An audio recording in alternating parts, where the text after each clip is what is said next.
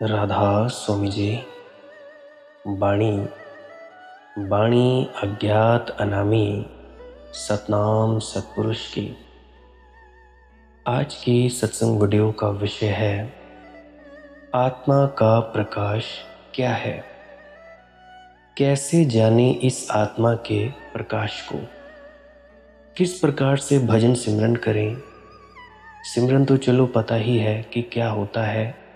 किस प्रकार से ध्यान में बैठें या भजन में बैठें, आंख बंद करके क्या करें, क्या जाने क्या ना जाने, ताकि हमारी आत्मा का प्रकाश पूरी तरह से प्रकट हो जाए।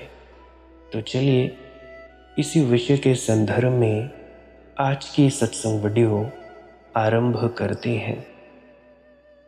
गुरु प्यारी सत्कारयोग साथ संगत जी, आत्मा के प्रकाश के बारे में जानने से पहले मैं आपको कुछ सावधानियों के बारे में बता देना चाहता हूँ, जिन सावधानियों को आपको बड़े ही विवेकपूर्ण अपनाना होगा और उनको अपनाने के बाद आप भीतर उतरने में सक्षम हो पाओगे।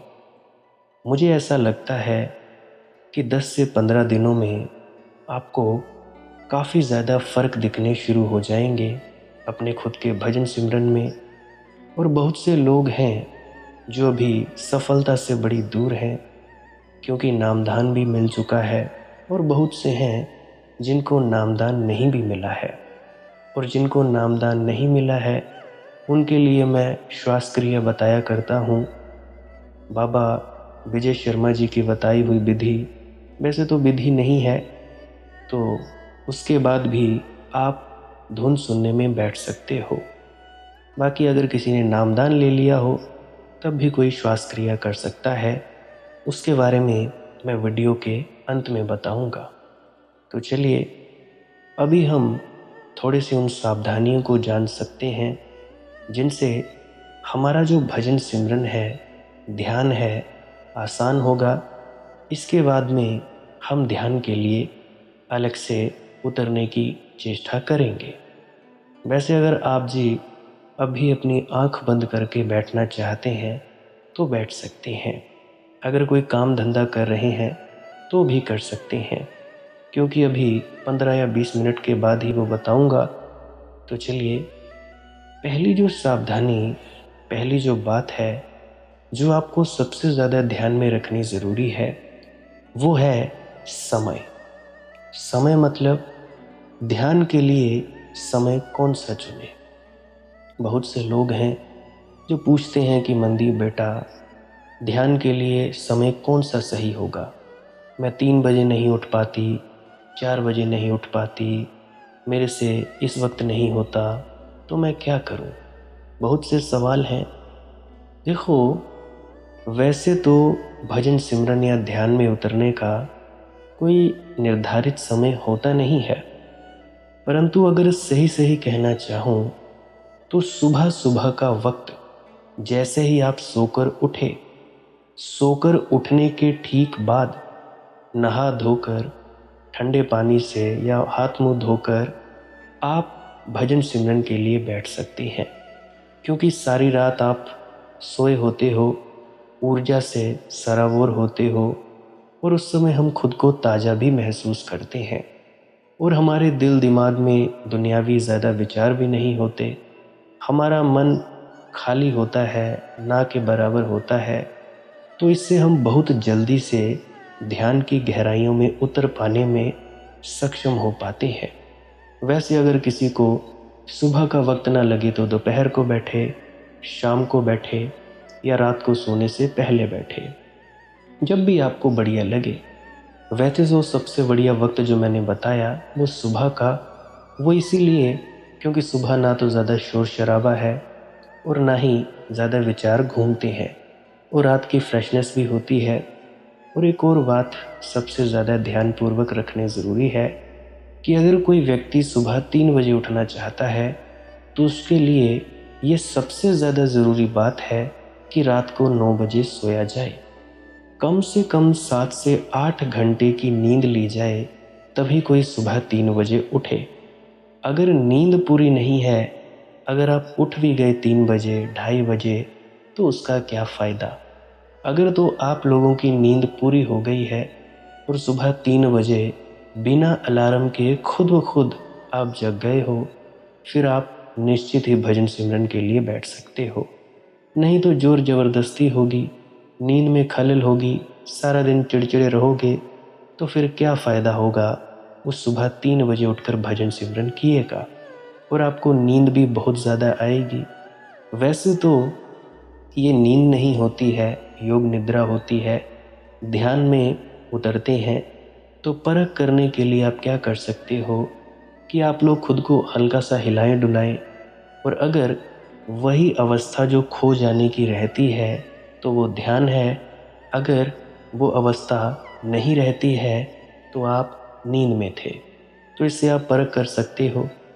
अगर हिले डुले वो अवस्था खो गई निर्विचार की, भीतर मस्ती की, तो भाई वो नींद है।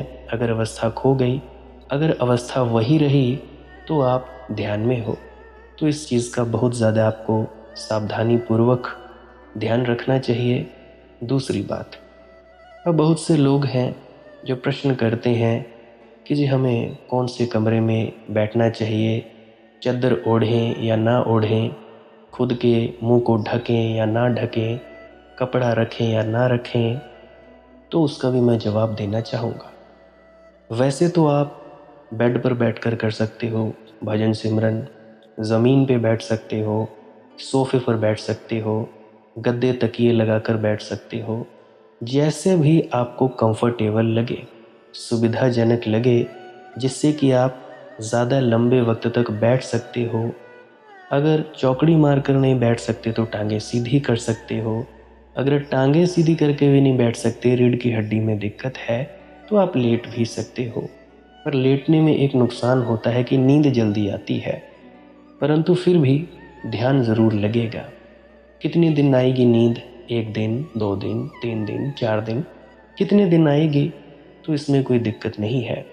वैसे अगर एक ही कमरे में आप भजन सिमरन कर रहे हो, जहाँ कोई ज़्यादा डिस्टर्ब नहीं करता, बाधा नहीं डालता, तो वहाँ पे ऊर्जा का जो माहौल है वो बदल जाता है। तो जैसे ही आप उस कमरे में प्रवेश करते हो, तो उसी वक्त आप लोगों की शब्द धुन आपको सुनाई देने लग पड़ेगी। वैसे भी अगर आपके एक ही कमरा है, किराए का मकान है, बच्चे हैं, बीवी है, तो व्यक्ति जाए तो जाए कहाँ। तो वो ऐसा कर सकते हैं कि उसी कमरे में बैठ जाएं, एक साइड में कोने में, या बेड पर ही बैठ सकते हैं। तो उस बेड पर बैठकर आप अपना भजन सिमरन जारी कर सकते हैं। क्योंकि देखो, भजन सिमरन का जो सीधा सीधा जो लिंक है वो हमारी आत्मा से है, ना कि शरीर से। शरीर जिधर मर्जी हो, हाँ ये कुछ कुछ चीज़ें मदद कर सकती हैं आपको भीतर उतरने में, परंतु अगर किसी के पास 2 कमरे ही ना हो, वो व्यक्ति करे तो करे क्या। तो बहुत से लोगों को ये गिलानी होती है कि जी बच्चे हैं, हमारी नई नई शादी हुई है, हम किसी और कमरे में बैठ नहीं सकते, तो करें क्या। तो देखो, जगह से वैसे ज़्यादा कोई मतलब होता नहीं है, परंतु शुरुआती दौर में ये मदद करती हैं।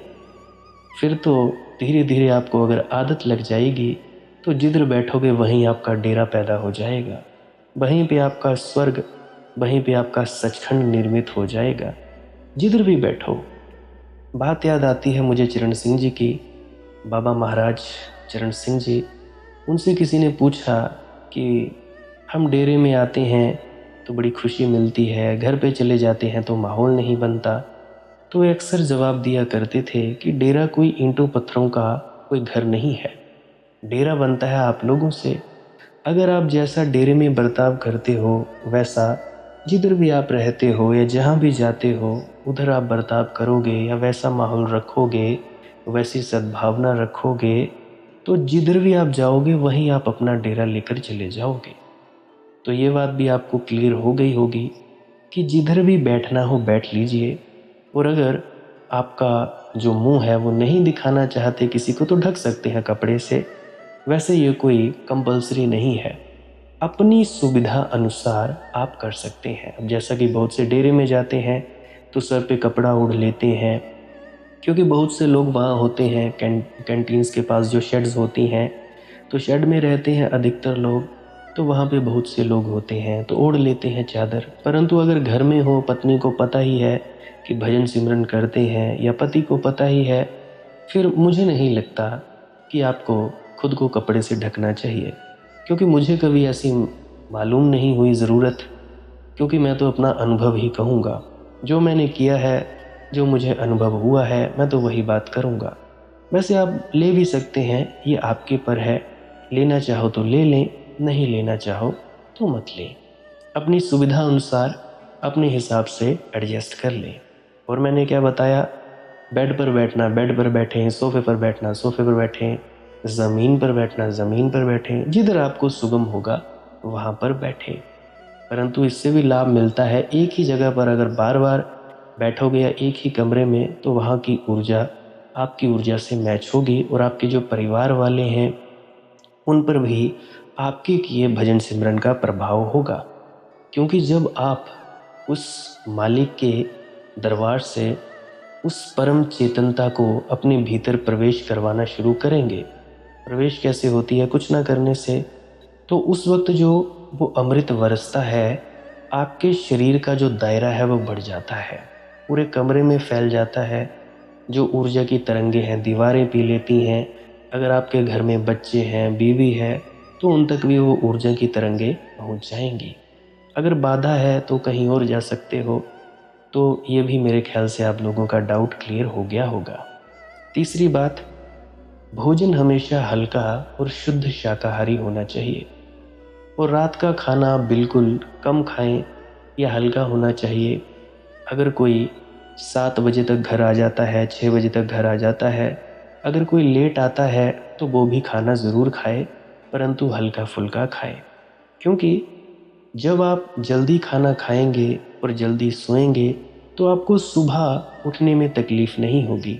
भारी भोजन होगा तो आपकी जो सारी ऊर्जा है वो भोजन पचाने में लगेगी, नींद की गहराई में आप उतर नहीं पाओगे और सुबह सुबह आलसपन आएगा और आप फिर से सो जाएंगे। तो ये बड़ी बाधा रहेगी।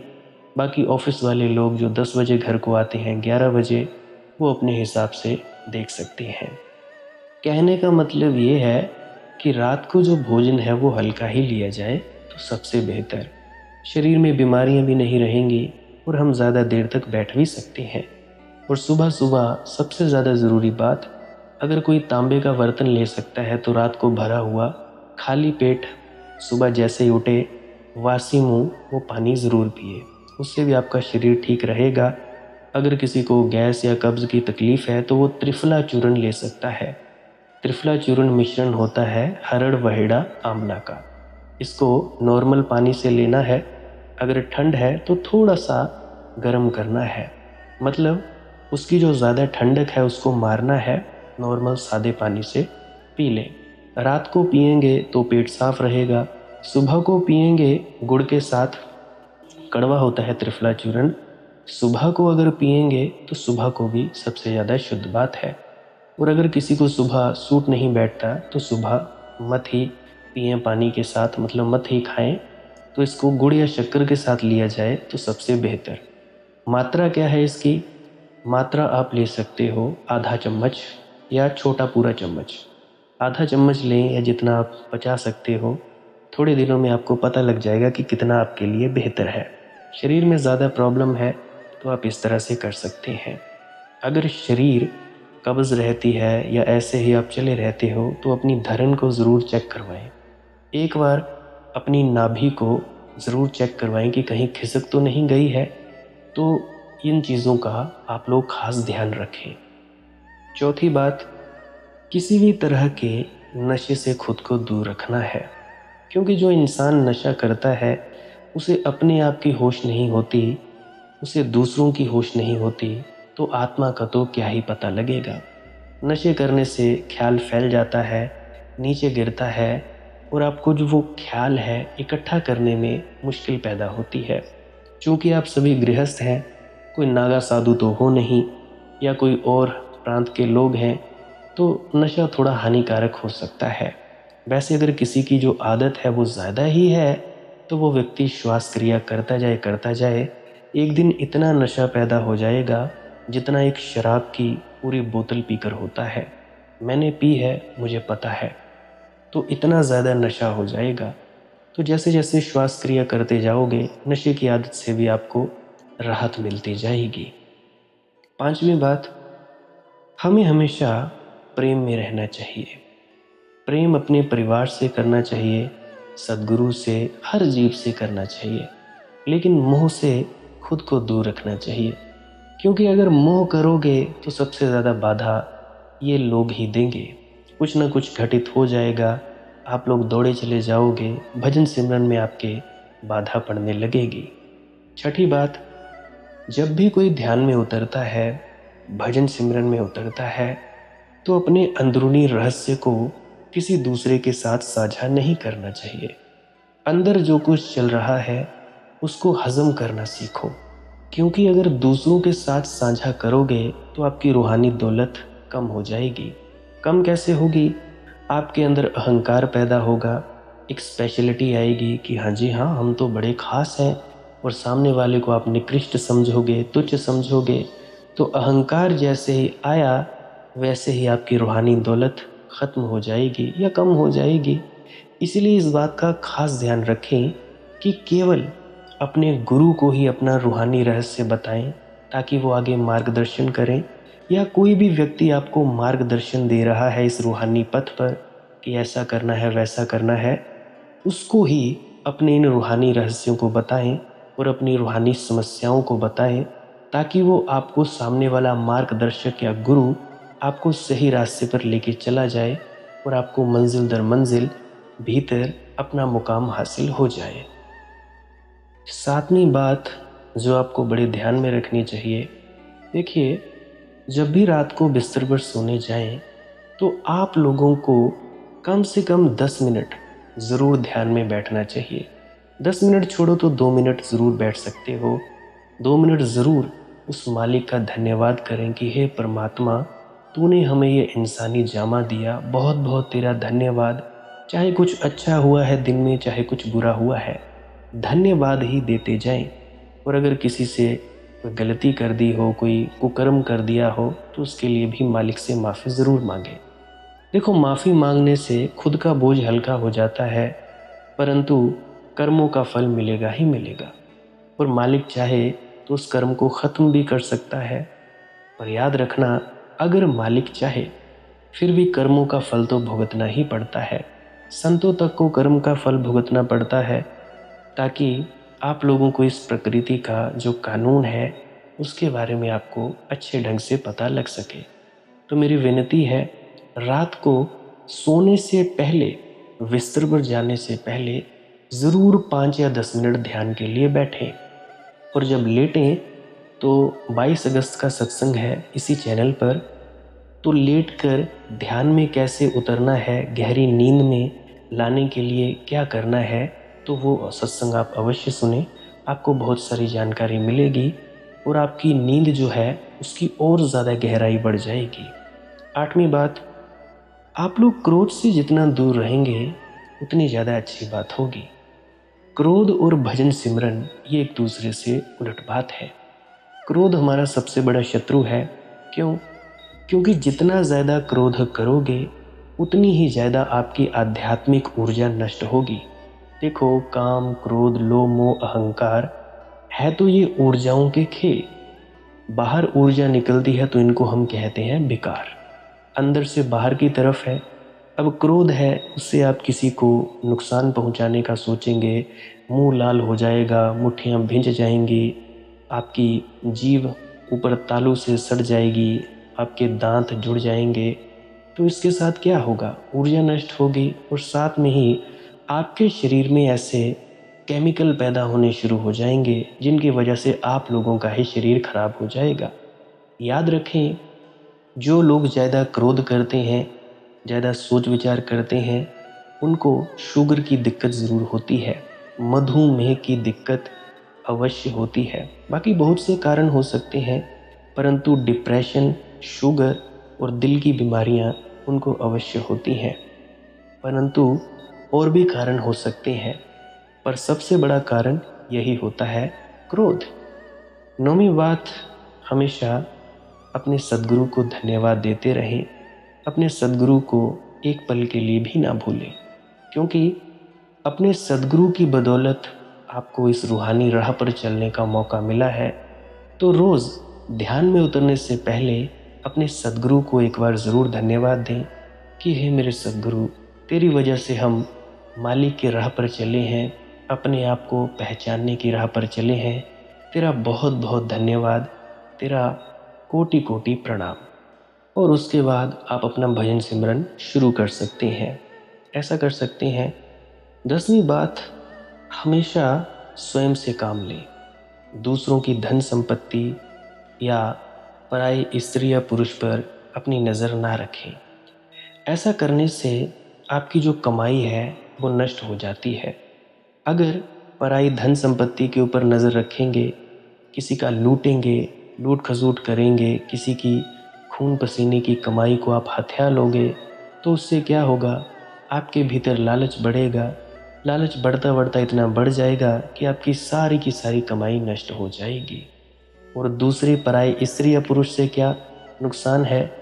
देखिए, जब भी हम पति पत्नी होते हैं तो आपस में ऊर्जाओं का लेन देन होता है, अपनी आध्यात्मिक शक्तियों का लेन देन होता है। हमारे अंदर की जो शक्ति है स्त्री की, वो पुरुष में जाती है, पुरुष की स्त्री में। तो ज़रा सोचो, अगर एक स्त्री दूसरे पुरुषों के पास जाएगी, अगर एक पुरुष दूसरी स्त्रियों के पास जाएगा, तो उसकी आध्यात्मिक दौलत नष्ट होनी ही होनी है। कोई नहीं रोक सकता, क्योंकि ऊर्जाओं का आदान प्रदान होगा। ये ऐसे ही है जैसा आपके पास एक पेन ड्राइव है, एक लैपटॉप में लगाया, दूसरे में, तीसरे में, चौथे में, ऐसे कई लैपटॉप्स में आप अपनी पेन ड्राइव लगा रहे हो। तो इतने सारे लैपटॉप में जो डेटा है उसके साथ वायरस भी आप अपनी पेन ड्राइव में लेके चले आओगे। तो इसीलिए मना किया जाता है पराई स्त्री या पुरुष पर नज़र ना रखने पर। पाप या है या पुण्य, ये बात आप अपनी तरफ से जो भी करना हो कर लें, ये आप लोग सोचें। मैं तो सिर्फ वैज्ञानिक कारण बताने वाला हूँ।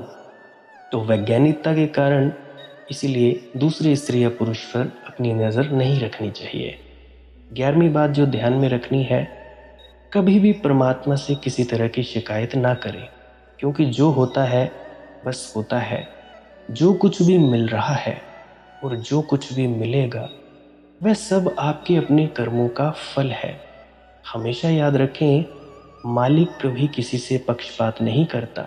कर्मों के फल को हर एक जीव को भुगतना पड़ता है, वह चाहे जीव कोई भी हो। तो हमेशा याद रखें, उसके मालिक की रज़ा और भाणे में रहें। 12वीं बात, किसी भी दूसरे बुरी संगत में ना पड़े। बुरी संगत से तो बचे रहें और लोगों से फालतू की बहस बहासी करने से बचें। अगर खुद को ज्ञान ना हो तो दूसरों को ज्ञान देने से भी बचें। यहाँ तक कि संत महापुरुष झाड़ देते हैं, कहते हैं हमें कुछ नहीं पता, तो भाई मैं और तुम जैसे लोग क्या हैं। तो किसी से ज़्यादा बहस बहासी ना करें और अपने काम से काम अवश्य रखना चाहिए, क्योंकि परमार्थ पे बहस करोगे या राजनीति पे बहस करोगे, निष्कर्ष कोई निकलेगा नहीं। क्योंकि जो जानता है वह जानता है, तुम लोग नहीं जानते तो तुम लोग बहस करोगे तो किसकी बहस करोगे। 13वीं बात, नामदान के वक्त आप लोगों को अच्छी तरह से समझाया गया होता है कि भजन और सिमरन क्या है, सिमरन के वक्त क्या करना होता है, भजन के वक्त क्या करना होता है। तो वो सभी चीज़ें आपको समझाई गई होती हैं। झटके लगते हैं या आपको डर लगता है, कुछ भी होता है, सब कुछ आप लोगों को बताया जाता है, तो उससे डरने की कोई आवश्यकता नहीं है। 14वीं बात, अपने बच्चों को अच्छे संस्कार ज़रूर दें, और अगर हो तो उनको सत्संग घर में भी लेकर ज़रूर जाना चाहिए। अच्छी किताबें उनको पढ़ने की आदत डलवानी चाहिए। नहीं पढ़ते तो कोई बात नहीं, क्योंकि जैसा आप करोगे वैसा ही आपको देख देख कर आपके बच्चे करेंगे। मुझे आज भी याद है, मेरी दादी जी, दादाजी, मेरा घर का पूरा परिवार सब भजन सिमरन करते थे। मैं तो ज़्यादातर दादी के साथ सोया, और जब कहीं दादी चले जाया करती थी तो मैं अपनी माँ के साथ सोया एक आध दिन। तो जब मैं देखा करता था तो मेरी माता जी भजन सिमरन के लिए बैठा करती थी, सुबह सुबह बैठा करती थी, तो मैं भी उनको देखता था। तो मैं उठकर वैसे ही चौकड़ी मारकर बैठ जाया करता था। तो मुझे भी उनका बहुत प्रभाव पड़ा। तो मैं उनको कहता था कि क्या करना है क्या नहीं, तो वो मुझे कहती थी बस ऐसे ही बैठा रहे और अपने बाबा जी महाराज का ध्यान करो। अब मुझे तो पता भी नहीं था, पहली दूसरी कक्षा का बच्चा, क्या पता उसको ध्यान क्या होता है। तो मैं ऐसे ही बैठा करता था। तो याद रखें, जैसा आप लोग करोगे वैसा वैसा आपके बच्चे सीखेंगे। गालियाँ निकालोगे, अगर पति है अपनी पत्नी की इज्जत नहीं करेगा तो आपका बच्चा भी आगे जाकर इज्जत नहीं करेगा। अगर पत्नी है अपने पति की इज्जत नहीं करेगी तो बच्चा भी आगे जाकर अपने बाप की इज्जत बिल्कुल नहीं करेगा। ये सबसे ज़्यादा प्रभाव पड़ने वाली बातें हैं। इसीलिए तो परिवार टूटते हैं, घरों में लड़ाई झगड़े कलह क्लेश रहते हैं, और भी कई कारण होते हैं कलह क्लेश के। परंतु अगर स्त्री चाहे तो अपने घर को पूरा का पूरा बदल दे सकती है। तो इस बात का भी ज़रूर ध्यान रहे कि जो आप करोगे वैसा वैसा आपको देखकर बच्चे भी आपकी नकल ज़रूर करेंगे। 15वीं बात, हर रोज़ कम से कम 2.5 घंटे भजन सिमरन करना चाहिए। और अगर नामदान ताज़ा ताज़ा मिला है फिर तो आपको 10-15 मिनट से शुरू करना चाहिए और बढ़ाते बढ़ाते 2.5-3 घंटे तक लेकर जाना चाहिए। और याद रखें, अगर नहीं लगातार बैठा जाता तो सुबह 1 घंटा बैठें, शाम बैठें, तोड़ तोड़ कर बैठ सकते हैं। कोशिश यही की जाए कि लगातार बैठने की, क्योंकि 1-2 घंटे तो आपका मन बोलता ही रहता है। वो जो आखिर का आधा घंटा होता है उस वक्त की आपका जो मन है वो नहीं होता और आप लोग भीतर उतरने लगते हो। तो इसीलिए बैठ सकता है तो कोई बैठे, नहीं तो 10-10 मिनट का भी बहुत होता है अगर गति से किया जाए, अगर अच्छे तरीके से किया जाए। बाकी आप लोगों की मौज है। मैं तो बस इतनी विनती करना चाहता हूँ कि हर रोज़ बिना नागा कम से कम 5-10 मिनट ज़रूर बैठा जाए और उसके बाद जब भी सुविधा मिले तो ज़रूर उस वक्त को बढ़ाया जाए। बाकी आपकी अपनी मौज है, कर लोगे अमल तो ठीक, नहीं किया तो आप लोगों का अपना ही नुकसान है। 16वीं बात, ये बात सबसे ज़्यादा ज़रूरी है। अगर भजन सिमरन करते हुए अंदर सद्गुरु का स्वरूप दिखाई पड़ने लगे, जिन्होंने आपको नामदान दिया है या जो भी कोई है, तो आपने क्या करना है, उस स्वरूप पर ही अपने ध्यान को टिका देना है और आगे बढ़ते जाना है और आगे बढ़ते जाना है। कुछ देर बाद या कुछ दिनों बाद ये स्वरूप भी चला जाएगा, अंधेरा दिखाई देगा, फिर जो स्वरूप दिखाई देगा वो होता है प्रकाश। कोई दाढ़ी मूंछ वाला महात्मा नहीं। ध्यान दें, ये जो अंदर स्वरूप प्रकट होता है दाढ़ी मूंछ वाला, ये आपके मन का ही खेल होता है। तो इस पर ज़्यादा ध्यान नहीं देना है। इस स्वरूप का आपने प्रयोग लेना है एकाग्रता के लिए। एकाग्रता बनी रहे बनी रहे बनी रहे और आपको बढ़िया ढंग से भीतर उतरने में मदद भी मिलती रहेगी। तो आपने ऐसा करना है। और अगर कुछ भी नहीं दिखाई देता तो अंधेरे में ही देखते रहें, अंधेरे में ही देखते रहें। अंधेरे में देखते देखते क्या करना है इसके बारे में अभी बताऊंगा 5-10 मिनट बाद बड़े अच्छे ढंग से, क्योंकि आत्मा के प्रकाश के बारे में बातचीत करूंगा। 17वीं बात, जब अंदर का पर्दा खुलने लगे तो आप जी को ध्यान को आंखों के सामने ही रखना है, तीसरे तिल पर ही टिका कर रखना है।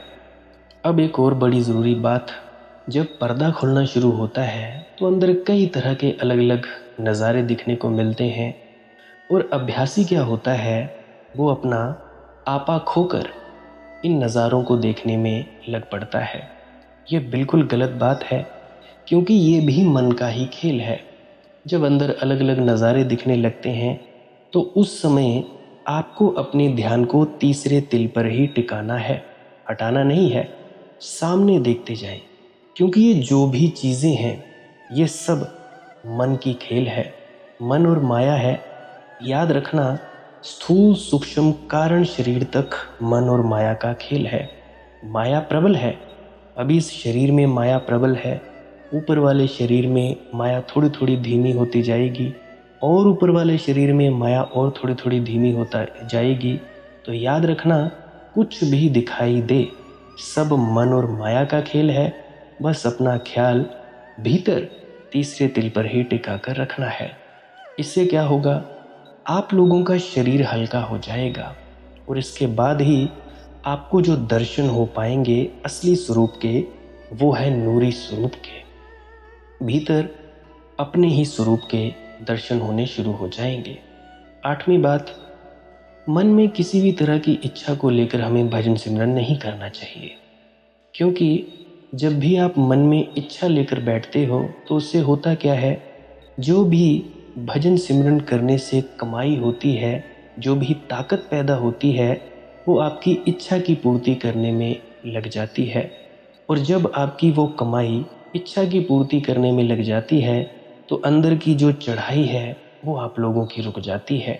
तो इसीलिए कभी भी इच्छा लेकर भजन सिमरन नहीं करना चाहिए। बाकी अगर किसी की कोई पारिवारिक समस्या है या जो भी है, अपनी सुविधा अनुसार आप इस कमाई का फ़ायदा ले सकते हैं। पर ध्यान दें, कमाई बाहर भी उतनी ही है, अंदर भी उतनी ही है। या जैसे आप बाहर की कमाई करते हो, या तो आप जुए में उड़ा दो, या तो आप कोई अच्छे अच्छे कर्म करने में उसका इस्तेमाल कर लो, लोगों की भलाई में इस्तेमाल कर लो। उसी तरह से अंदर की कमाई है, ये जो ध्यान की कमाई है, भजन सिमरन से जो कमाई हासिल होती है, इस कमाई से हमारा बहुत ज़्यादा फ़ायदा होता है। या तो आप अंदर में और ज़्यादा चढ़ाई कर लो, अगर आप किसी को आशीर्वाद दे दोगे, बद्दुआ दे दोगे, या अपनी ही कोई काम करवा लोगे, तो ये कमाई आपकी उसमें चली जाएगी। बाकी किसी को ज़रूरत हो, कोई काम धंधा करवाना हो, तो आप अपनी कमाई का इस्तेमाल कर सकते हो, आपकी है, मेरा क्या जाएगा। 19वीं बात, जो अभ्यासी होते हैं उन लोगों के मन में किसी की व्यक्ति के लिए भी कोई ईर्ष्या, भेदभाव, गुस्से या बदले की भावना नहीं होनी चाहिए, क्योंकि ये रूहानी रास्ते पर बड़ी रुकावट का काम करते हैं। ईर्ष्या रखोगे तो आपका जो दिमाग है वो दूसरे व्यक्ति के ख्यालों से भरा रहेगा, अंदर क्या खाक जाओगे। तो इसलिए सावधान। 20वीं बात, जब भी आप सिमरन भजन पर बैठोगे तो आपका मन आपको भटकाना शुरू कर देगा। कुछ पुरानी यादें आने लगेंगी तो कुछ नई यादें आने लगेंगी, कुछ डरावने एहसास होंगे तो खुशी से भरे यादें आएंगी। तो ऐसी स्थिति में मन की बात आपको बिल्कुल नहीं सुननी है। मन के केवल साक्षी रहें, ताकि मन के जो विचार है वो आएँ और जाएं, तो धीरे धीरे आपका जो मन है वो दूर चला जाएगा और आप अपने भीतर उतरते चले जाएंगे। और 21वीं बात, देखो, नकारात्मक सोच और नकारात्मक लोगों से थोड़ा दूरी बनाकर रखनी चाहिए। दूरी इस हिसाब से कि ज़्यादा मिलजुल ना रखें। काम की ही बात, अगर कोई किसी व्यक्ति से काम है तो उतनी ही काम की बात रखें। वैसे तो जो व्यक्ति भीतर उतरना शुरू कर देते हैं उनको पता लगने लग जाता है कि कौन सी जगह की कैसी ऊर्जा है। पेट में दर्द होने लगता है या दिल में एकदम से धड़कनें तेज़ होने लगती हैं कि ये जगह सही नहीं है, ये व्यक्ति सही नहीं है, या ऐसे ही अपने अंदर में आवाज़ आती है कि इसके पास नहीं बैठना। तो आप लोग नकारात्मक सोच और नकारात्मक लोगों से थोड़ी दूरी बनाए रखना। नफ़रत करने की ज़रूरत नहीं है, क्योंकि अभी उनकी सोच ऐसी है, तो उनकी सोच के कारण उनका शरीर में से उस खास तरह की नकारात्मक तरंगें निकलती हैं। तो अगर उनकी नकारात्मक तरंगें होंगी तो आपकी जो सकारात्मक तरंगें होंगी, पॉजिटिव सोच होगी, वो नष्ट हो जाएगी। इसलिए मैंने पिछले सत्संगों में कहा था कि कृपया जो ये न्यूज़ चैनल देखते हैं, खबरें देखते हैं यूट्यूब पे या टीवी पे, उसको ना देखा जाए, क्योंकि उससे दिमाग में नकारात्मक सोच होती है, क्रिटिसिज्म पैदा होता है और भी न जाने क्या क्या पैदा होता है। तो इस चीज़ को तो बिल्कुल ही मत करें। विनती है मेरी, बाकी करना हो करें, नहीं करना हो ना करें। मेरा फ़र्ज़ है आपको उपदेश करना, मानना ना मानना आप लोगों की अपनी मौज है। प्यारी साथ संगत जी, अगर इस प्रकार से आप लोग रोज़ सावधानियां बरतोगे तो आपको ज़रूर 10 से 11 दिन में, 15 दिन में आपको रिजल्ट्स मिलने शुरू हो जाएंगे। अब चलिए जानते हैं कि आत्मा का प्रकाश क्या है और कैसे जाने। सिमरन के बारे में तो आपको सभी को पता होगा, जप करना होता है, परंतु शब्द धुन सुनने के वक्त करना क्या है और क्या नहीं करना है। कईयों को प्रकाश दिखता है, कईयों को नहीं दिखता है, कईयों को अंधेरा दिखता है। तो उस वक्त क्या करना है और क्या नहीं करना है, ये हमें नहीं पता चलता। तो आइए अब हम आत्मा के प्रकाश में बातचीत करते हैं।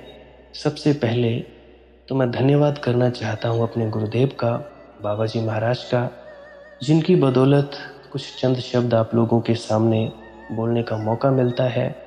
अब उसके बाद मैं धन्यवाद करना चाहूँगा स्वामी मुक्तानंद जी का, मुक्तेश्वर महाराज जी का, और उनके शिष्य स्वामी ज्ञान आविर्भाव, स्वामी अश्विनी और स्वामी अमित जी का। क्योंकि अभी कुछ हफ्तों से मैं किताब पढ़ रहा था, मुक्तोद्गार, तो उसमें मुझे बहुत सी बातें सीखने को मिली, जानकारियाँ मिली, जिससे आप लोगों को आत्मा के प्रकाश में बताने योग्य हो जाऊं। अब मैं उनको धन्यवाद क्यों दे रहा हूं? क्योंकि उन लोगों की बदौलत मुझे वो शब्द मिल पाए, जिन शब्दों के माध्यम से जो मेरा अनुभव है आपको बता पाऊं। वैसे तो अनुभव को बताना बड़ा मुश्किल है, इशारे ही कर सकता हूँ। इशारों को समझ जाओ तो ठीक, नहीं समझोगे तो फिर मेरे भी हाथ खड़े हैं, आप लोगों को ही इशारों को पकड़ना होगा। तो अब मैं आप लोगों से अनुरोध करना चाहूँगा, अगर कोई आंख बंद करके बैठना चाहता है तो बैठ जाए, कोई काम धंधा करना चाहता है तो काम करता रहे, यहाँ तक ही वीडियो को बंद कर दे। जब भी फुर्सत मिले तो यहीं से ही लगा ले। मेरे ख्याल से 35-36 मिनट बीत चुके होंगे अभी जो आप वीडियो लगा रहे होंगे। तो विनती है, या तो चौकड़ी मारकर या टांगे सीधी कर कर पीठ अपनी दीवार के साथ, बेड के साथ लगाकर बैठ जाएं, आंख बंद कर ले और जो जो मैं कहता हूँ वैसा वैसा सुनते जाना। सुनते सुनते ही आपको पता चलता जाएगा, क्योंकि ये जो बातें हैं ये प्रैक्टिकल बातें हैं। प्रैक्टिकल बातें इसीलिए क्योंकि जैसे जैसे मैं बोलता जाऊंगा वैसे वैसे आप भीतर उतरते जाओगे और आप लोगों को कुछ ना कुछ पता लगना शुरू हो जाएगा। ये जो ज्ञान है, ये जो विवेक पैदा होगा, आप लोगों की अड़चनों को दूर करने में मदद अवश्य मिलेगी। तो मैं अनुरोध करता हूँ, बैठ जाएं। कोई लेटना चाहता है तो लेट जाए, मोबाइल फ़ोन साइड में रख दे और चिंता न करें एडवर्टीज़मेंट की। अब से एडवर्टीज़मेंट नहीं आएगी, आप निश्चिंत रहें। बस उसी वक्त आएगी जब ये सत्संग खत्म होगा। तो मेरे ख्याल से आप लोग आंख बंद करके बैठ चुके होंगे या लेट चुके होंगे। गुरु प्यारी साथ संगत जी, जैसा कि आप सभी ने अपनी अपनी आंखें बंद कर ली हैं, तो आपको आंख बंद करके क्या दिखता है? अंधेरा ही अंधेरा दिखता है। अब मेरी विनती है, इस अंधेरे को ही देखते रहें और मैं जो बोल रहा हूँ उस तरफ भी आप लोग ध्यान देते जाएं।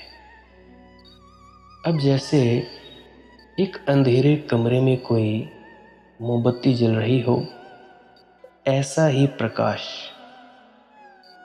आत्मा का प्रकाश जो है वो है ज्ञान का प्रकाश, जो प्रकाश को भी जानता है, अंधेरे को भी जानता है। जानना आत्मा का प्रकाश है। जैसे सूरज प्रकाशवान है, अपने ही प्रकाश से प्रकाशित है। अब अगर मैं कहूँ कि सूरज जानता है कि सभी लोग उसके नीचे काम कर रहे हैं, उसी प्रकार से आपके भीतर आत्मा का जो प्रकाश है वो है ज्ञान का प्रकाश, यानी जानते रहना। अब ये है चेतना का प्रकाश। तो चेतना का प्रकाश कैसे जानोगे? चेतन होकर ही जानोगे। अब मैं हूं, जो आपका सच्चा होना है, आत्म स्वरूप, सच्चा स्वरूप। याद रखें, वो शरीर नहीं है, वो मन नहीं है, वो बुद्धि नहीं है।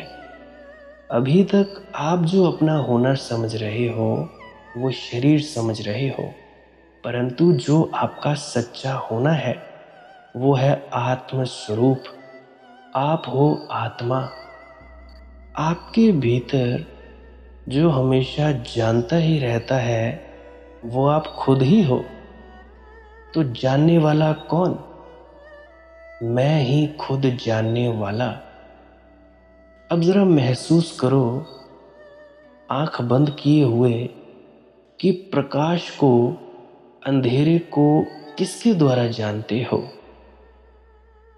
वो जो चेतना का प्रकाश है, जो जीवित है, आप जीवित हो, उसका प्रकाश, जिसके द्वारा सब जाना जाता है, वो आप ही खुद हो। या ऐसा कहूं कि मैं ही जानने वाला या जानने वाली हूं। अब जरा ध्यान दो, इस शरीर को कौन जानता है? मन को कौन जानता है? दुख को, सुख को, जन्म मृत्यु को कौन जानता है? वो जो जानता है वो आप खुद ही हो, और उसकी कोई मृत्यु नहीं होती। वो अजन्मा है, उसका जन्म नहीं होता। शरीर का जन्म होता है और शरीर की मृत्यु होती है। जो मृत्यु को भी जानता है वह जानने वाला, वह आपकी आत्मा है, वह खुद आप ही हो। जो मन बुद्धि को जाने, मन बुद्धि का साक्षी, शरीर का साक्षी, गवाह। अब साक्षी का जो प्रकाश है वही आत्मा का प्रकाश है। ना वहां प्रकाश है, ना वहां अंधेरा है। याद रखें, जो प्रकाश को भी जानता है, अंधेरे को भी जानता है, उस जानने वाले का प्रकाश क्या है? ना अंधेरा है ना प्रकाश है, बस तुम हो। जानने वाले के साथ एकाकार हो जाओ। आप केवल जानने वाले हो, ना कोई शरीर है, ना कोई मन है, ना कोई दुनिया है। अब ऐसे समझो, बाहर आप कोई भी वस्तु देखते हो। अब आप लोगों के घर में फ्रिज पड़ा है, आप लोग फ्रिज को देखते हो। देखते ही आपने ये जाना, आपको ये ज्ञान हुआ कि ये फ्रिज है। आपको ज्ञान नहीं होता तो कैसे पता लगता है कि ये फ्रिज है? तो अब आप जरा सोचो, क्या फ्रिज आप हो? क्या फ्रिज का होना आपका होना है? आप कहोगे बिल्कुल नहीं, मैं तो फ्रिज नहीं हूं। तो इससे क्या सिद्ध होता है कि जो भी दिखाई देता है वो तो आप हो नहीं, वो आप हो नहीं। क्योंकि अगर फ्रिज आप होते तो आप वो होते। तो इससे हम उलट चले आते हैं। शरीर को आप देखते हो, शरीर आप नहीं हो सकते। शरीर के पीछे मन है, मन को आप देखते हो, मन भी आप नहीं हो सकते। मन के पीछे बुद्धि है, बुद्धि को भी आप देखते हो, बुद्धि को भी आप जानते हो, तो आप बुद्धि भी नहीं हो सकते। तो आपका होना है क्या? आपका होना है जो आप गहरी निद्रा में कुछ नहीं होते हो, ना शरीर, ना मन, ना बुद्धि, बस आप होते हो। आपका होना, केवल आपका होना, आप हो, इसका एहसास। ना कोई शरीर, ना कोई मन, ना कोई दुनिया, बस होने का एहसास। वो अगर शरीर में रुकता है तो आपका जो ज्ञान शक्ति है वो शरीर में जाकर रुक जाएगी। अब आपके भीतर इस शरीर को जो जानता है वो कौन है? वो है चेतन, होश, जागृत अवस्था, जिसके बारे में बाबा जी महाराज अक्सर कहते हैं, अपने आप दी पहचान कदों होगी, जदों जागृता आऊगी। जागृता आऊगी, होश आऊगा, तदों अपने आप दी पहचान होगी। तभी अब मैं चेतन हूँ, शरीर नहीं हूँ, ये जानो। महसूस करो, सभी ने आंखें बंद की हुई है। मैं शरीर नहीं हूँ, मैं चेतन हूँ, जानो। मैं सबको जानता हूँ, शरीर को, संसार को, मन को, बुद्धि को, पाप को, पुण्य को, जन्म को, मृत्यु को। सारा ज्ञान आपकी आत्मा से ही होता है।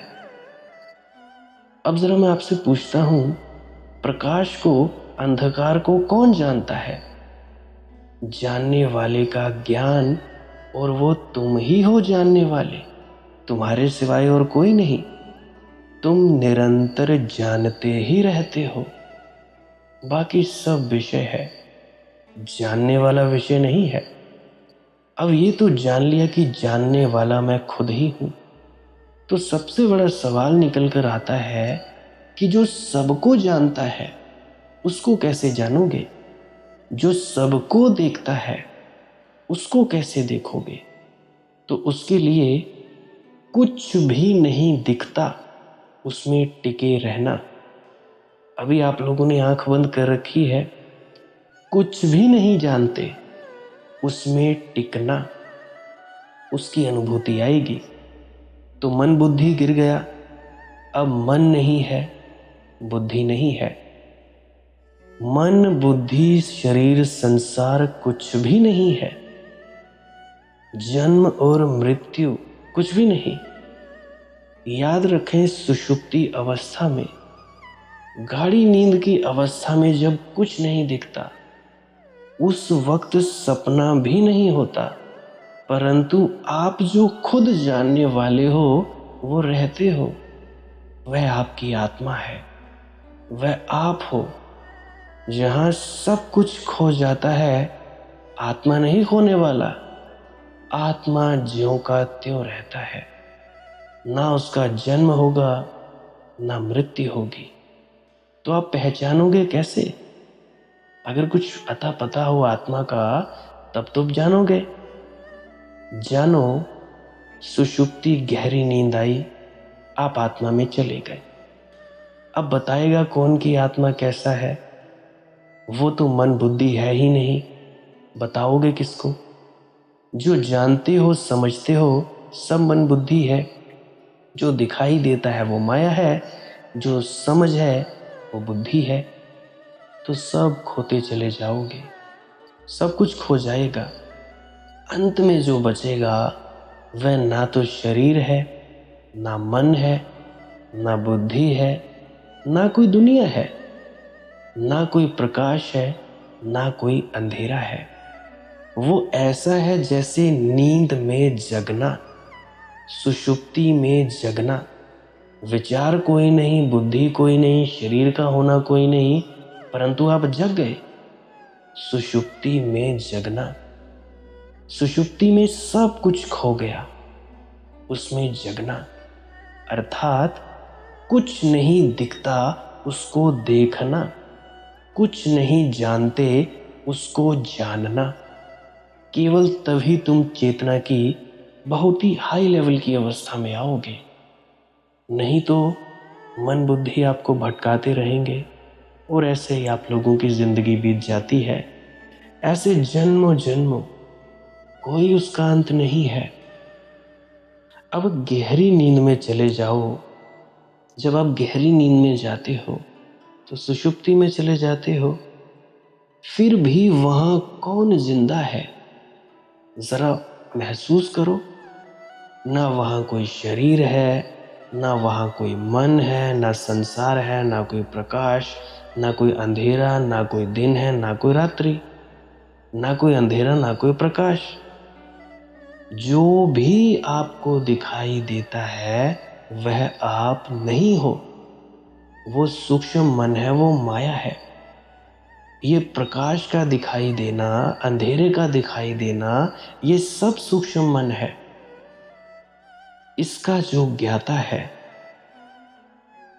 जो प्रकाश को भी जानता है, अंधेरे को भी जानता है, वह जानने वाले को पहचानना है हमें, और वही तुम्हारी आत्मा है। जानने वाले को जानते रहोगे, तुम जानने वाले हो। ना कोई प्रकाश है, ना कोई अंधेरा। अब जरा याद रखना, आप जानने वाले को अलग नहीं कर सकते। अभी जैसे तुम सब आंख बंद करके अंधेरे को जान रहे हो, और कुछ लोग प्रकाश को देखने लग रहे होगे, तो इन दोनों को तुम सब जान रहे हो। कौन जान रहा है? अजी तुम ही तो जान रहे हो। तो ये जो जानने वाला है, इस अंधेरे और प्रकाश को देखने वाला है, इस शब्द धुन को सुनने वाला है, ये हो तुम। अब शरीर को जान लिया, शरीर गया, जानने वाला तो है। मन को जान लिया, मन भी गया, जानने वाला तो है। मृत्यु को जान लिया, मृत्यु हो गई, और जानने वाला तो है। अब मुझे बात याद आती है स्वामी मुक्तानंद जी की। वो अक्सर कहा करते थे कि जानत तुम्हें हुई जाई, कि वो जानने वाला ही भगवान है, वही आत्मा है, और वो तुम ही हो। उसका कोई रंग रूप नहीं, कोई पकड़ नहीं। आपके मन, आपकी बुद्धि सबको जानता है। क्या सोचते हो, क्या समझते हो, सब जानता है। अब मैं आप लोगों को बताऊं, आप गलती क्या करते हो। एक ही गलती करते हो, जानने वाले को भूल जाते हो। अगर जानने वाला याद है 24 घंटे कि तुम केवल जानने वाले हो, दृष्टा हो, साक्षी हो, गवाह हो, तो फिर आपको अलग से किसी ध्यान की जरूरत नहीं है। ध्यान हो ही रहा है। चाहे खुली आंख से कर्म कर रहे हो, तो भी अगर आप लोगों को याद है कि मैं बस जानने वाला हूँ और कर्म हो रहा है, कर्म को होते हुए मैं जान रहा हूँ, और बस तुम ध्यान में ही हो। और कितना भी आप ध्यान कर रहे हो, साधन अभ्यास कर रहे हो, कुंडलिनियाँ जगा रहे हो, और जानने वाला अगर भूला है, तो आपका ध्यान पूरा कचरा है। आप लोग यही तो गलतियां कर रहे हो 20-20, 30-30 साल से। और क्या है? ये सब ध्यान नहीं है, ये सब मन का खेल है। कुछ भी नहीं जानते, वही आप हो। अब धुन सुनने के वक्त आप लोग क्या करते हो? कुछ देखने की चेष्टा करते हो, परंतु जो देखता है उसको तो आप देखते नहीं, उसको तो आप जानते नहीं। तो मैंने क्या कहा, बस दृष्टा रहो। ये जो जानना वगैरह है सब बुद्धि का खेल है। ये भी तुम लोग जो समझ रहे हो सब बुद्धि। कुछ भी ना जानो, बल्कि सुषुप्ति अवस्था, गहरी नींद को जागृत में लाओगे। कुछ भी जानना नहीं है, बस जागृत सुषुप्ति। यानी जो भी जानते हो फेंकते जाओ उसको, रखो मत। कुछ भी जानते हो, वेद, शास्त्र, राधा स्वामी सत्संग व्यास की पुस्तकें, बाइबल, गीता, कुरान, श्री गुरु ग्रंथ साहिब जी, इस संत की वाणी, उस संत की वाणी, सब फेंकते जाओ। क्योंकि आप जानने वाले हो, तो जानने वाला सदा रहेगा। किताबें नष्ट हो जाएंगी, शरीर नष्ट हो जाएंगे। आद निरंजन प्रभ निरंकारा, निरंजन माया से रहित। कौन है वो? अजी वो तुम लोग ही तो हो। तुम लोग ही वो निरंजन हो, परंतु तुम लोग नहीं जानते कि तुम लोग हो। भूले पड़े हो और इसी भ्रम में पड़े हुए हो कि जी हम शरीर हैं, हम जीव हैं। हम किधर जान पाएंगे परमात्मा को? अगर किसी और परमात्मा को अपने अलावा खोजने जाओगे तो भाई किधर मिलेगा? कहीं नहीं मिलेगा। अब ज़रा उदाहरण के लिए समझो, मनदीप है। मनदीप पूरे बाज़ार में ढूंढता फिरे कि मनदीप से मिलना है, मनदीप से मिलना है। किधर मिलेगा जी? क्या मनदीप को साधन अभ्यास करने की ज़रूरत है मनदीप से मिलने के लिए? अजी नहीं, मनदीप पहले से ही है। बस मनदीप को अपने आप की पहचान करनी है।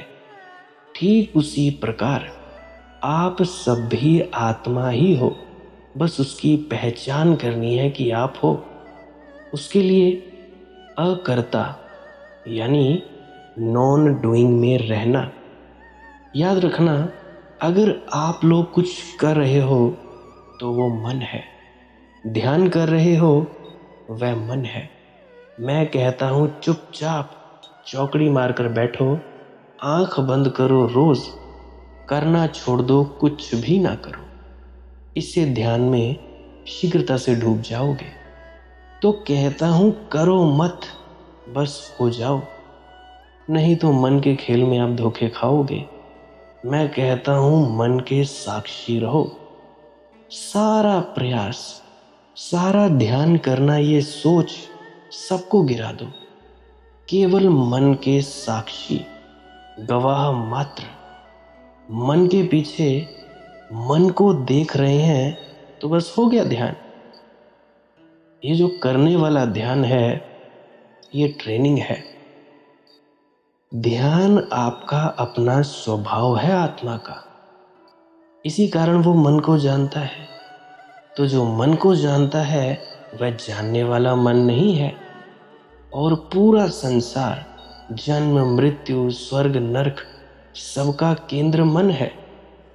और मन के पीछे मन को जानने वाला है, वह शुद्ध चेतन है, वो विषय नहीं है। इसी कारण तो कठिनाई होती है आत्मा में जाने में। कोई लक्षण रहे तब तो जानो। तो कुछ भी ना जानना, जैसे हवा है, क्या जानते हो? हवा है, ऐसे जानोगे। कुछ ना जानना उसका जानना है। नींद आती है, क्या जानते हो? मौत आएगी तो क्या जानोगे? कुछ भी नहीं जानोगे। तो कुछ भी नहीं जानते, उसमें जियो, वही मंजिल है। अब आपकी पूरी जिंदगी विषय को जानने में बीत जाती है तो विषय मजबूत हो जाता है। केमिस्ट्री पढ़ लेते हो, फिजिक्स पढ़ लेते हो, हिसाब पढ़ लेते हो, अंग्रेजी पढ़ लेते हो, क्या है ये? विषय। जानने वाला विषय को जानता है और अपने को भूल गया कि मैं जानने वाला हूँ। अब विषय में जी रहा है वो, बस भूल जाता है जानने वाले को। दुनिया भर के तुम ध्यान ज्ञान करोगे, कुछ नहीं होगा। तो जितना एक एक कर्म है आप सभी के, जैसे खाना पीना, बोलना, जीना, उठना बैठना, व्यवहार करना, सब में अगर हर क्षण जानने वाले में जियोगे तभी आत्मा में प्रवेश होगा, नहीं तो नहीं होगा। मन की एकाग्रता को लोग ध्यान समझते हैं, सब गलत है। वो मन की एकाग्रता, मन की चंचलता, वो सब मन का है। अगर ऐसा होता तो बाबा जी महाराज धुन सुनने को क्यों कहते? क्यों कहते वे कि अगर चौकड़ी मारकर बैठने से ही धुन चालू हो जाए तो केवल धुन को ही सुनना है, करना कुछ नहीं, बस लीन हो जाना है। उन्होंने क्या कहा? अकर्ता में आने को कहा। याद करो वो नामदान का दिन। तो आत्मा को कोई लेना देना नहीं उससे, मन की एकाग्रता से। आत्मा तो आपकी एकाग्रता, चंचलता सबको ज्ञाता है। वो जानने वाला है, कोई मन बुद्धि नहीं। वहां समझ के महसूस करने की बात है, करने की बात नहीं। अब अगर गहरी समझ आ गई तो आत्मा में हो आप, आत्मा के सिवाय कुछ नहीं, अर्थात कुछ नहीं जानते। वो आपका होना है। ना कुछ जानो, ना कुछ समझो। असली बात बताऊं, मन में जीने की आदत, उसको जब तक आप तोड़ोगे नहीं, समझोगे नहीं, आत्मा का ज्ञान नहीं होगा।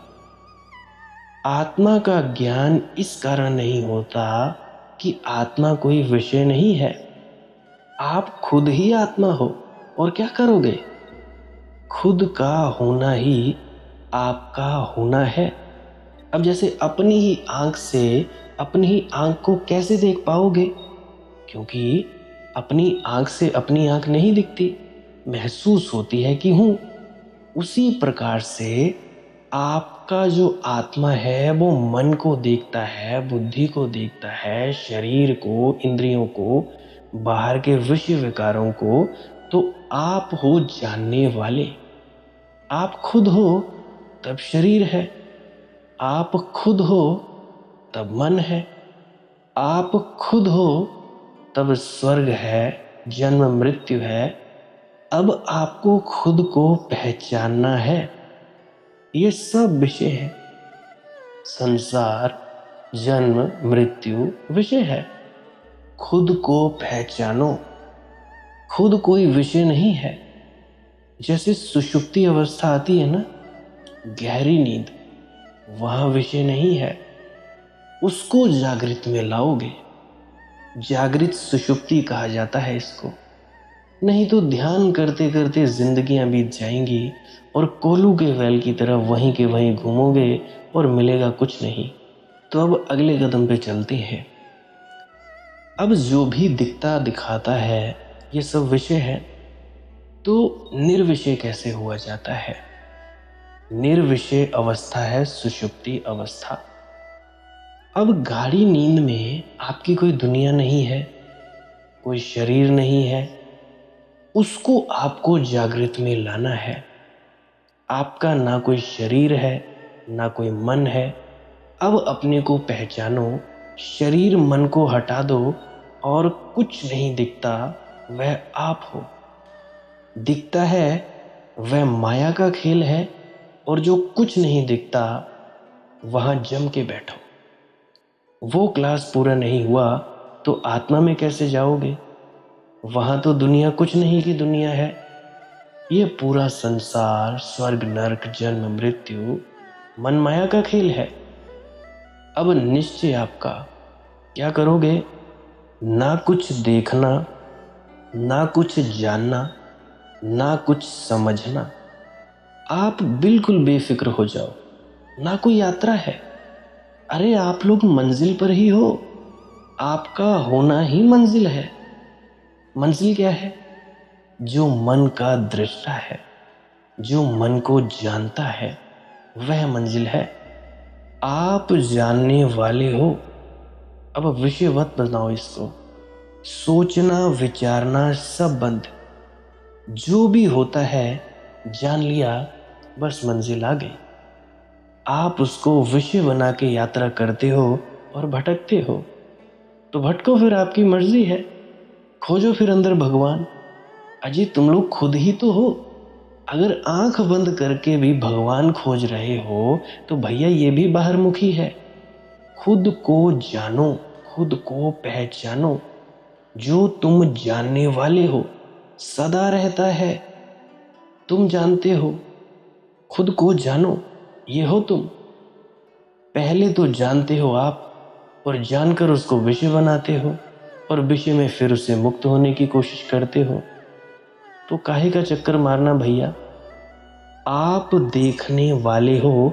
बस 24 घंटे इतना याद रहे। मैं कुछ नहीं करता, मैं जानने वाला हूं, ये निश्चय करो। ध्यान खत्म। ऐसा ज्ञान नहीं होता तो आप जिंदगी भर भटकोगे और मन की एकाग्रता को ध्यान समझोगे। मन की एकाग्रता ध्यान नहीं है, क्योंकि मन की एकाग्रता को कोई जानता है तो जानने वाला तो बच ही गया। तो सिर्फ आप जानने वाले हो, और वहां से हटो मत और कुछ मत करो। जानने वाले हो, जान रहे हो, खत्म। विषय आप खुद ही बनाते हो और फिर मुक्त होने की कोशिश भी करते हो। कैसा आश्चर्यजनक सवाल है। आप चेतन हो, और चेतन का गुण क्या है? वह जानता है, हर चीज को जानता है। वह गुण है। अब इतनी लंबी आदत मानने की कि मैं शरीर हूं, मैं मन है, वो आदत को तोड़ना मुश्किल है, क्योंकि सब अंधेरे का काम है। और अंधेरे को हटाने के लिए कोई प्रयास की जरूरत है, कोई साधन की जरूरत है? अंधेरे को हटाने के लिए सिर्फ प्रकाश की जरूरत है। प्रकाश आया कि अंधेरा गया। तो आत्मा का प्रकाश क्या है? आत्मा का प्रकाश है जानना, ज्ञान उसका प्रकाश है। तो ज्ञान के आते ही अज्ञान हट जाएगा। अब आप अपनी रसोई में जाकर जब भी उठोगे या ज़रा सोचो कि आप अपने कूलर को देखोगे या फ्रिज को देखोगे, तो देखते रहे तो आपको ज्ञान होता है कि कूलर है, ज्ञान होता है कि फ्रिज है। इसी ज्ञान में बने रहो, जानने वाले में बने रहो और मन नहीं आएगा। तो ज्ञान के आते ही अज्ञान हट जाएगा। या तो ज्ञान रहेगा या तो अज्ञान रहेगा, दोनों एक साथ कभी नहीं रह सकते। या तो जहाँ प्रकाश है वहाँ अंधेरा नहीं रहेगा, और अंधेरा है इसका मतलब वहाँ प्रकाश नहीं है। तो एक छोटा सा सूत्र और सबसे बड़ा, आप किस प्रकार से जानते हो कि ये मेरा शरीर है, ये मेरा मन है? चेतना के प्रकाश से जानते हो। और चेतना के प्रकाश का आपको अनुभव कहाँ है? वो तो कंपैरिजन करके कि प्रकाश है कि अंधेरा है। चेतना के प्रकाश का अभी पता ही नहीं आपको। किसी भी वस्तु को जानने के लिए बिना प्रयास के आप देखते ही जान लेते हो। यह जानना मात्र ही आत्मा का प्रकाश है। आत्मा प्रकाशित ही है। अभी जैसे मैंने बताया कि सूर्य का प्रकाश रहता है, उसमें सब लोग काम करते रहते हैं। किसी भी व्यक्ति को यह ख्याल नहीं है कि सूर्य का प्रकाश है और वह काम कर रहा है। ऐसे जो जीवन का प्रकाश है उसको पहचानना भर है। प्रकाश तो ऑलरेडी पहले से है ही, करना नहीं है, पहचानना है। अपने आप की पहचान। आप जड़ हो कि चेतन, पहली पहचान ये करो, तो आप पाओगे कि जड़ को जिंदगी समझ रहे हो। ये शरीर जो है ये जड़ है, इसका होना आप जिंदगी समझ रहे हो। चेतना का आपको अता पता नहीं। अब उसके लिए ध्यान में उतरने का सूत्र, कुछ नहीं दिखता उसमें जाना है। कुछ नहीं जानते, कुछ नहीं दिखता उसमें जियोगे। इसका अभ्यास जो जो पक्का होता है, त्यों त्यों आपको आत्मा का ज्ञान हो जाएगा। आप जो ध्यान करते हो वह मन बुद्धि का खेल है, आत्मा का ध्यान नहीं है। इसीलिए तो सद्गुरु द्वारा सही रास्ता बताए जाने पर भी आप लोग 30-40 सालों बाद भी खाली बैठे हो, क्योंकि सद्गुरु का उपदेश समझा नहीं। तो सद्गुरु को किसी छोटे से बच्चे के शरीर के जरिए तुम लोगों को बताना पड़ रहा है असली ध्यान है क्या। और जब कहा गया था कि शब्द धुन सुनते वक्त लीन हो जाना है, वो लीन हो जाना क्या है? बस वही प्रक्रिया इधर तोड़ तोड़ कर बताई जा रही है एक छोटे से बच्चे के द्वारा। अब जैसे आपको नींद आती है तो आप आत्मा में रोज जाते हो। उसका ध्यान कि आप आत्मा में रोज जा रहे हो, नींद में जागोगे। तो नींद में आप क्या करते हो? कुछ नहीं करते। तो कुछ नहीं करते उसमें आपको जागना है। आप तो कुछ करते हो उसमें जी रहे हो। कुछ नहीं करते उसका पता ही नहीं आपको। जब सत्य का आपको पता नहीं तो माया के पकड़ में आप आ जाओगे। माया उसी को ग्रसित करती है जिसको अपने आप का पता नहीं है कि मैं कौन हूं, कि मैं चेतन हूं और सब जानता हूं। मुझे कोई जनाए ऐसा थोड़ी ही है। मैं पहले से जानता हूं। क्या जानता हूं? विषय को तो जानता ही हूं, लेकिन कुछ नहीं जानता उसको भी जानता हूं। तो दो प्रकार का ज्ञान हो गया। पहला विषय वाला ज्ञान अलग, जो स्थूल है, बाहर का ज्ञान। और दूसरा जो ओरिजिनल असली ज्ञान है, यानी कुछ नहीं जानता उसको भी जानता, वह आत्मा का ज्ञान है। करने वाला नहीं, नॉन डूइंग। करो मत, बस समझो, समझ के बैठो उसको। समझ यदि आपका शरीर का है तो समझे नहीं फिर आप। शरीर को नहीं ये समझना है। अगली बात, सबसे ज़रूरी बात, सारे समझ को हटाओ। आपको कुछ समझने का नहीं है। समझने की कोशिश करते हो तो आप आत्मा के पावर को बुद्धि को देते हो। पहली गलती वह, बुद्धि से आप समझना चाहते हो, कभी नहीं समझ पाओगे। बुद्धि के आपको दृष्टा होना है, साक्षी होना है, गवाह होना है। पहली तैयारी यह, तब बुद्धि कटेगी, नहीं तो गुना भाग आप करते ही रहोगे जिंदगी भर, करते ही आए हो। ये अभ्यास का विषय नहीं है, नॉन डूइंग का विषय है। अनअभ्यास, नॉन डूइंग, कुछ भी ना करो, उसको तो आप छोड़ देते हो और अभ्यास करने लगते हो, तो फिर मन पकड़ लेता है आपको। करने के चक्कर में मत पड़ो। अब सारे विषय गिरा दो और जो अस्तित्व की गूंज है उसमें आपको समाहित होना है, एकाकार होना है। तब आप शुद्ध चेतन स्वरूप में आओगे। ये मन, ये बुद्धि, ये इंद्रियां, ये शरीर, ये संसार, सबसे आपकी आत्मा घिरी हुई है। उसको आपको मुक्त करना है। और वह आत्मा है साक्षी, वह सबका साक्षी है। मैं साक्षी हूँ, जानने वाला हूँ। ऐसा जब बोध रखोगे तभी इस माया से पार जाओगे। प्रति पल साक्षी भाव में जीना, यही उसकी यात्रा है। अर्थात जानने वाले को जानते रहना, प्रतिपल साक्षी में रहना। मन को जान रहे हो, आप शरीर को जान रहे हो, संसार को जानते हो, तो जानने वाला कौन? चेतन। वो चेतन क्या है? अनंत और व्यापक। वह आपकी आत्मा है। जानने वाली चेतना से एकाकार होगा। आप चेतन हो, आप सब जानते ही हो। चेतन यानी होश में रहना, आत्मा का प्रकाश। होश में रहना ही आत्मा का प्रकाश।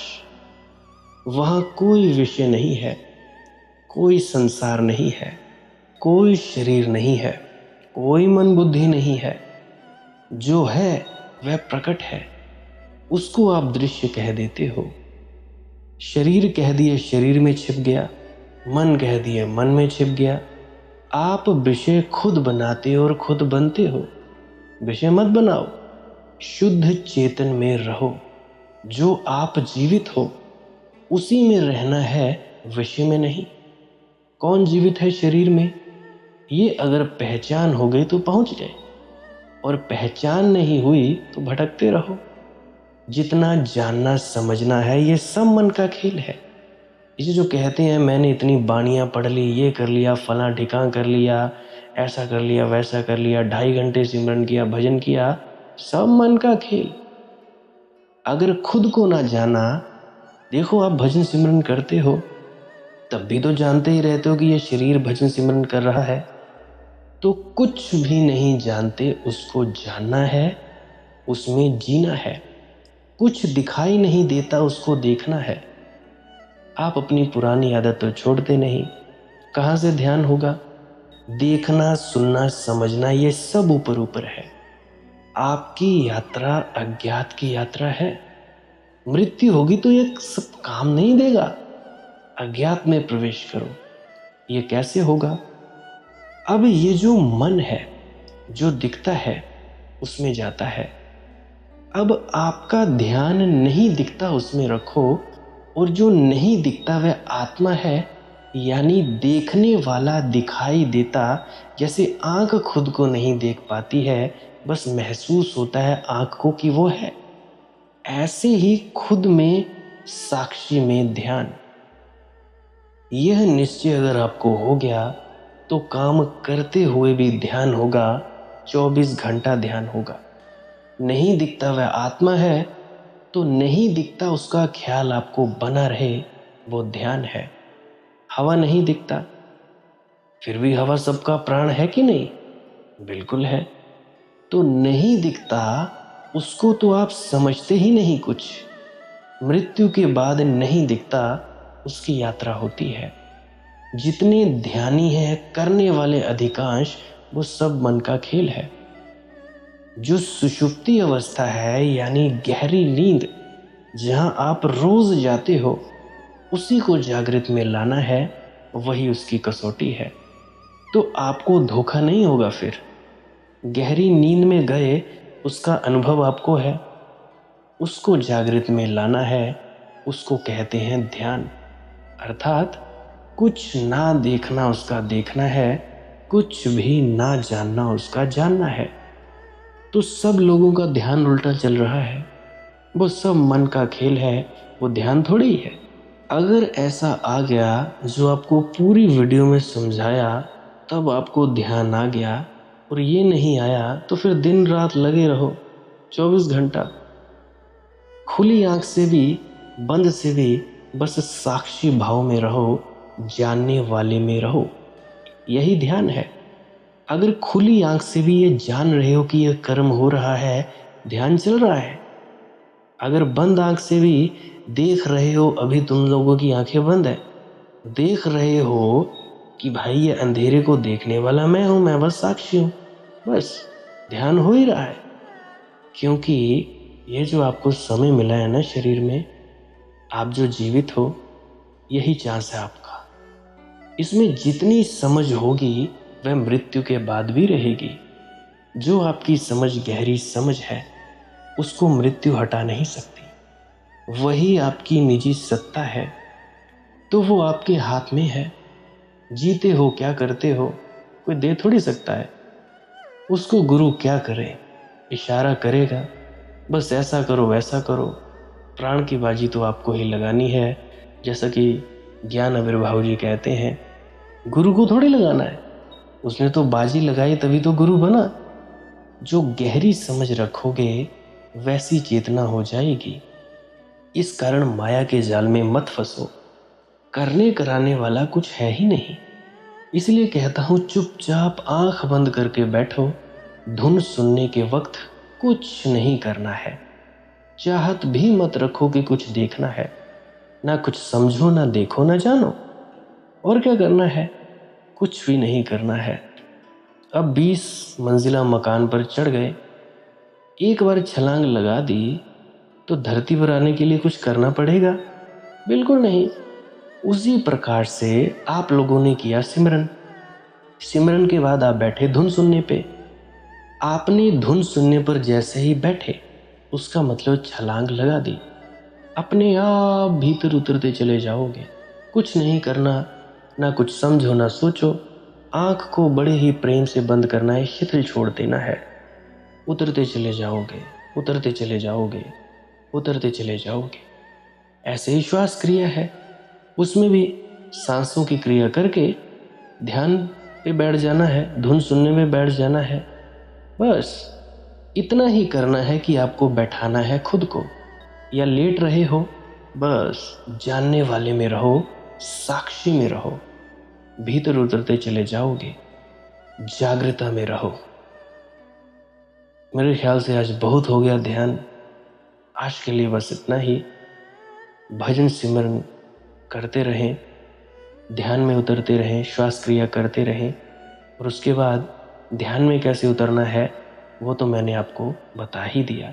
क्या करना है क्या नहीं करना है, समझ आ गया तो ठीक, नहीं आया तो 5-10 बार इस वीडियो को ज़रूर सुनना। ज़रूर आपको कुछ ना कुछ पता लगेगा। नहीं 5-10 बार भी समझ आया तो 25-30 बार सुनना, जब तक ना पल्ले पड़े सुनते जाना। भजन सिमरन क्या है? भजन और सिमरन 2 अंग हैं। सिमरन है कुछ शब्दों का जाप करना जो आपको आपके सद्गुरु द्वारा बताए जाते हैं। कोई भी जाप हो सकता है, कोई भी शब्द हो सकते हैं। करना क्या है? किसी कमरे में बैठ जाइए, या रात को बैठ सकते हैं, सुबह बैठ सकते हैं, या जब भी आपको फुर्सत के लम्हे मिले बैठ सकते हैं। तो जब बैठें तो शरीर को बिना हिलाए डुलाए बैठना है। जो बैठ नहीं सकता तो वो लेट जाए, जो चौकड़ी नहीं मार सकता वो टांगे सीधी कर ले। कोशिश ये रहनी चाहिए कि ज़्यादा से ज़्यादा वक्त शरीर को बिना हिलाए डुलाए बैठा जाए। उसके बाद अपने शब्दों का जाप शुरू कर दें। आंख बंद रखें, आंखों पर ज़्यादा जोर नहीं लगाना है, कोई कष्ट नहीं देना है, नहीं तो सर में दर्द होगा और फिर आप लोगों को परेशानी हो सकती है। तो आपने क्या करना है? चुपचाप शांत होकर बैठे रहना है, शब्दों का जाप शुरू कर देना है, जितनी देर भी आप करना चाहो, आधा घंटा, पौना घंटा, 10 मिनट, 15 मिनट, या जितनी भी आपको आपके सद्गुरु द्वारा दिया गया निर्देश है, जितना निर्देश है उसका पालन कीजिए। और उसके बाद दूसरा स्टेप करना बड़ा ही ज़्यादा ज़रूरी है। वो क्या है? वो उसी अवस्था में बैठे रहें या आसन भी बदल सकते हैं। ये जो शब्दों का जाप होता है ये एकाग्रता के लिए होता है, ताकि मन की एकाग्रता आ जाए। और जब मन की एकाग्रता आ जाए फिर दूसरा कदम क्या है? धुन सुनने के लिए बैठना। चुपचाप बैठे रहें, आंख बंद है, शब्दों का जाप बंद कर देना है। और अगर कोई भी आपके गुरु महाराज है, उनको आप स्मरण कर रहे थे, याद कर रहे थे, आंखों के सामने शक्ल ला रहे थे, तो उसको लाना बंद कर दीजिए।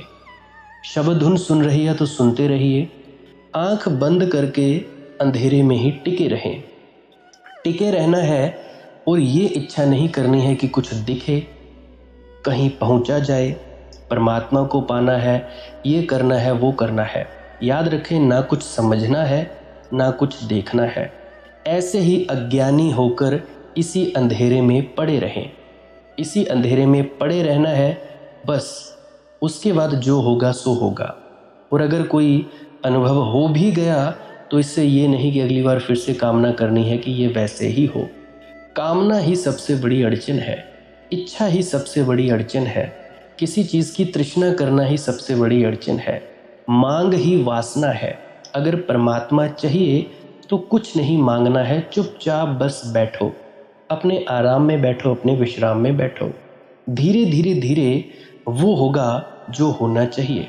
अगर मैं ज़्यादा बोलूँगा तो आप लोग फिर से उसकी कल्पना कर लोगे कि जी ऐसा होता है, खंड ब्रह्मांड ऐसे होते हैं, चांद तारे दिखेंगे, फलाना ढिकाना। तो मैं ऐसा नहीं कहूँगा। मैं बस इतना कहूँगा, जो कुछ दिखता है, कुछ भी दिख जाए, वो मन है, वो माया है।